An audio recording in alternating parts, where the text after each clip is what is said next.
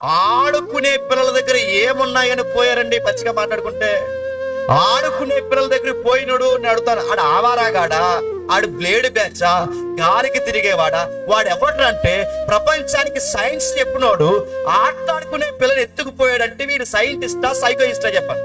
వీడు ఎవడని అడుగుతున్నాను. ప్రపంచ అగ్ర అధినేతలు ఎవరెత్తున్నారు? ఆడుకునే పిల్లల్ని వీళ్ళు పాలించి ఆడుకునే పిల్లల్ని పాలకులు ఉన్నవారు వీళ్ళకి సిదివేశారంటే వీళ్ళ పాలకులా? వీళ్ళు ఎవరంటే దేవుడు లేడని ఏడ్చే వాళ్ళు అడుగుతున్నాను. మరి ట్రంప్ క్రిస్టియనే కదండి, ట్రంప్ దేవుడిని నమ్ముతాడు కదంటే. మీరు గమనించండి, ట్రంప్ క్రిస్టియనే, ట్రంప్ దేవుడినే నమ్ముతాడు. కానీ మీకు తెలియాల్సిన విషయం చెప్తున్నా, నమ్ముతాడంతే, ఆడికి భయం లేదు. దేవుడు అంటే నమ్మకం వేరు, దేవుడు అంటే భయం వేరు. నా మాట మీకు అర్థమవుతున్నా లేదో?